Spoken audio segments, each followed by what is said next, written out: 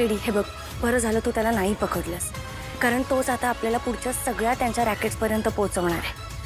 आणि सगळ्यात महत्त्वाचं म्हणजे तोच पेडलर आहे याच्यावर आपल्याला कन्फर्मेशन तर मिळालं. त्यामुळे आता त्याच्यावर नीट लक्ष दे.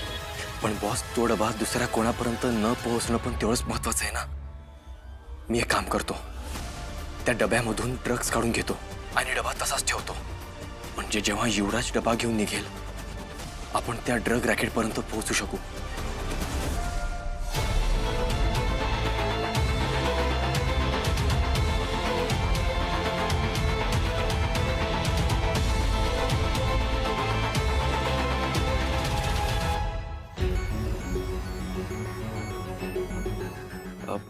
शिंदे, येस मला आजच्या बुलेटिनची समरी मिळेल का?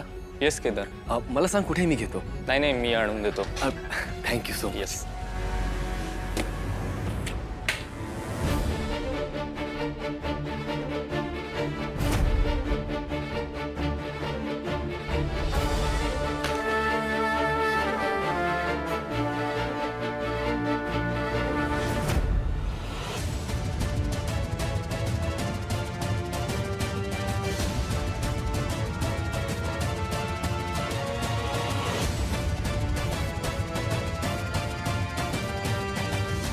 हॅलो बॉस, मी पूर्ण डबा चेक केलाय.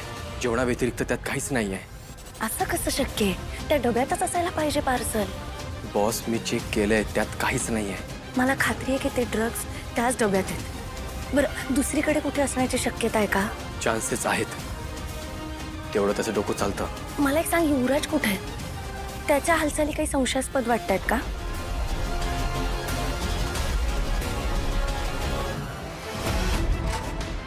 हा तर अजून पण ऑफिसमध्येच आहे.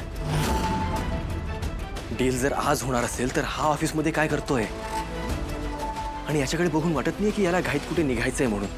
ह्याची बॉडी लँग्वेज बघून असं बिलकुल जाणवत नाहीये. काय करतोय हा काहीच कळत नाहीये.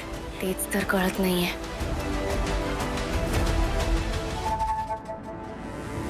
बॉस, याने पार्सल कोणाकडे दिलं नसेल ना? तुला खाली संशयास्पद काहीतरी हालचाली दिसत आहेत? नाही, डिलिव्हरी बॉय केदार, अरे मगाशी एक डिलिव्हरी बॉय तुमच्या ऑफिसमध्ये आला होता, कोणीतरी शिंदे, त्यांना चार्जर देण्यासाठी. पण तो तुमच्या ऑफिसमधनं बाहेर पडताना एक वेगळंच पार्सल घेऊन गेला. युवराजने त्या डिलिव्हरी बॉयकडे तर दिलं नसेल ना पार्सल? अरे ऑब्व्हियसली केदार, ज्या अर्थी युवराज ऑफिसमध्ये इतका शांत बसलाय त्या अर्थी त्याने ते ड्रग्स बाहेर पाठवलेले. बॉस, आधी त्या डिलिव्हरी बॉयला गाठायला हवं. मला सांग, तुला काही आठवते? म्हणजे तू काही बघितलंयस का?